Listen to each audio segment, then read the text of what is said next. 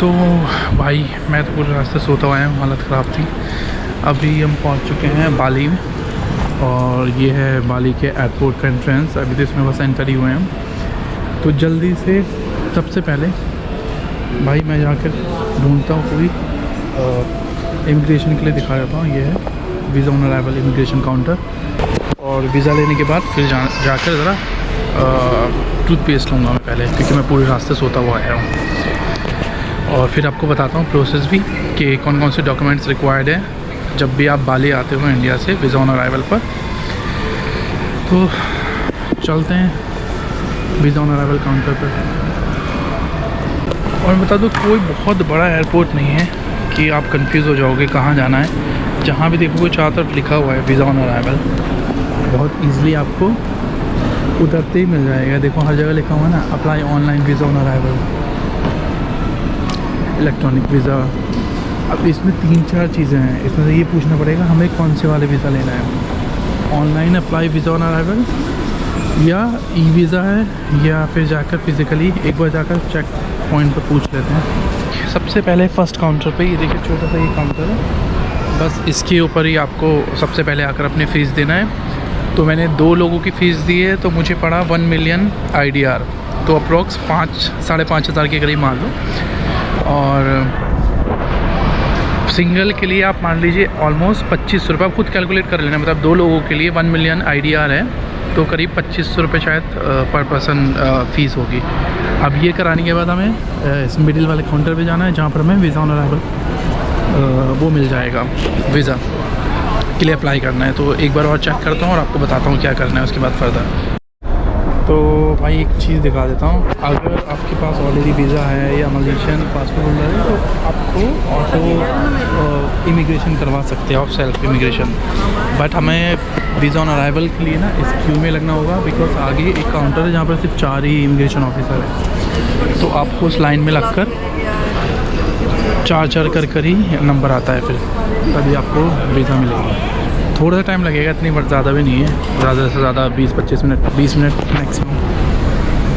तो बेसिकली जैसे मैंने बताया था, सामने जो काउंटर है पीछे वाला, वहाँ पर आपको पहले फ़ीस सबमिट करनी है। उसके बाद देन इमिग्रेशन पे आओगे तो आपके वो इस तरह की एक छोटी सी स्टैम्प लगा देंगे। बस इतना ही करना है आपकी वीज़ा ऑन अराइवल पे। कुछ भी नहीं पूछा, बस होटल का नाम एक बार पूछते हैं और होटल का नाम बताया, और that's all.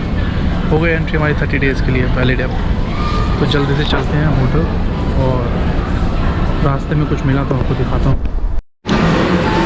So let me show you the SIM rate है। तो अभी मैंने इनसे लिया है टेलकॉम सेल, जो मुझे मिला है 40 GB data, 5G data 30 days के लिए, और सिम भी इसमें इंक्लूड है।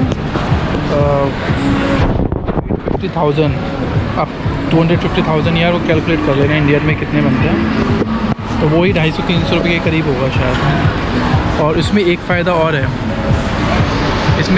मैं बताता हूँ। अगर मैं यहाँ से टैक्सी बुक करता इनके पास से, जैसे फॉर एग्ज़ाम्पल, तो ये इतने ज़्यादा चार्ज मुझसे ऑलरेडी ले लेंगे कि इतने में तो मुझे सिम मिल जाएगा फ्री में।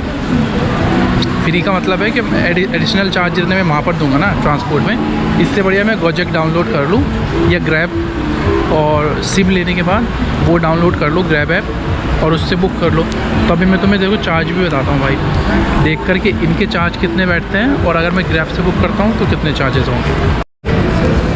सो अभी मैंने ना एक गोजेक ऐप डाउनलोड किया है। उसमें नया वाला जो सिम नंबर है ना, वो डाउनलोड करके एक्टिवेट कर रहा हूँ। ये हेल्प कर रहे हैं, अगर ये हो जाएगा तो आई थिंक ये इससे जो एयरपोर्ट कैब है ना, इससे तो सस्ता ही पड़ने वाला है। आई थिंक ऑलरेडी है प्रोजेक्ट के अंदर हमने एक्टिवेट कर लिया है, और इसमें देखो प्राइस दिखा रहा है 142,500। तो जो ये कैब है इनसे पूछ कर देखता हूँ एक बार पूछा का कितना चार्ज लेंगे। अगर ये इससे कर लिया तो ठीक है, वरना वजह बुक कर लेंगे। Bro, this one, Palm Beach Hotel Bali. Yeah, you can do it. This one is more cheaper. Yeah. Okay, thank you. You're welcome. तो भाई उन्होंने देखते ही अपने आप बोल दिया कि ये बहुत चीप है, इससे ही जाओ। उन्होंने एक बार बार्गेनिंग भी नहीं करी, तो मुझे पहले ही पता था इसका मतलब ये बहुत ज़्यादा चार्ज करेंगे। तो नेक्स्ट टाइम आओ तो याद रखना, गोजेक या ग्रैब डाउनलोड करो और डायरेक्टली वो यूज़ कर सकते हो। उसमें देखो कितने चीप प्राइस आए हैं इनके, 1,42,000। तो कैलकुलेट यार मैं बार बार नहीं कर सकता, तो अपने आप कैलकुलेट करके देख लेना। 1,42,000 में आपको कैब मिल गई मुझे मेरे होटल तक यहाँ से। बट मेरा होटल नियर बाई कूटा, मतलब इसी एरिया के अंदर है, इसलिए और सस्ता है थोड़ा। ठीक है, चलते हैं तो नियरेस्ट पिकअप पॉइंट पर। ओके, और एक चीज़ और इसमें दिखाता हूँ, देखो कि डायरेक्शन टू पिकअप पॉइंट भी दिखाता है। जैसे क्या होता था हमारे कई बार ओला उबर में प्रॉब्लम होती है कि ड्राइवर कहीं और खड़ा हुआ है और आपको समझ ही नहीं आता, अपने डायरेक्शन बताते रहो कि हम यहाँ खड़े हुए हैं। इसमें ना आप खुद वॉक करके जा सकते हो कि भाई पिकअप पॉइंट कहाँ पर आएगा, वो उसी पिकअप पॉइंट पे जाके खड़े हो जाओ, वहीं पर ही आपको कैब मिलने वाली है। तो ये है बाली का एयरपोर्ट।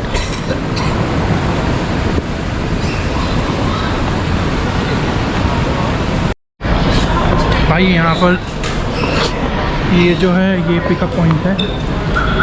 ये ऑलरेडी ये आपने बुक किया हुआ है पिकअप पॉइंट, और इसमें पूरा प्रॉपर पिक्चर्स भी दिखा रहा है। देखो कहाँ पे कैब खड़ी हुई है, गोजेक पिकअप पॉइंट।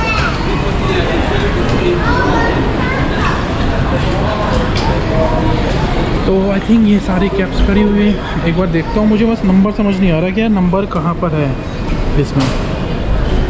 अगर आप ग्रैब बुक करोगे तो ग्रैब लॉज पर आना है और वो आपके लिए कैब बुलाएंगे। और अगर आप बुक करते हो गोजेक लैब में आओ, लॉज में सॉरी, और देन वो आपके होटल को बुलाएंगे।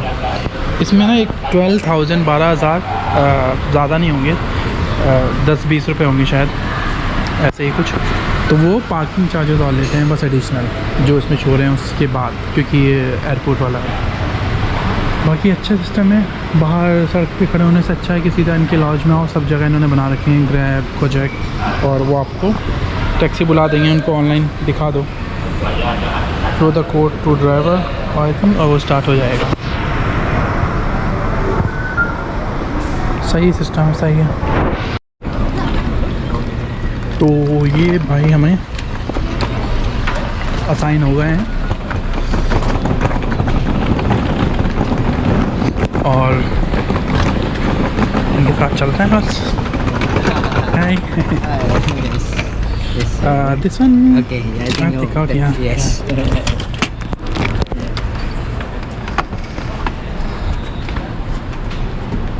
You take out first. Yes. Wait.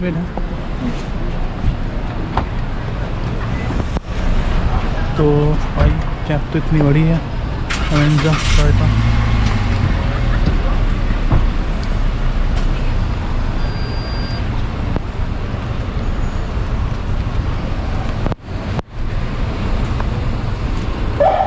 Cars देखो कौन कौन सी है, टैक्सी है भाई, ये तो मुझे नहीं पता। टेरियोस,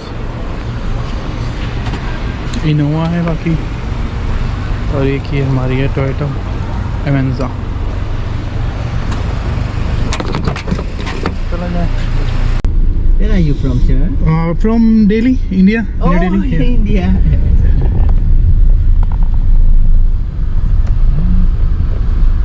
So dark, cannot see anything. So बनाते हैं बाद में मॉर्निंग में वीडियो।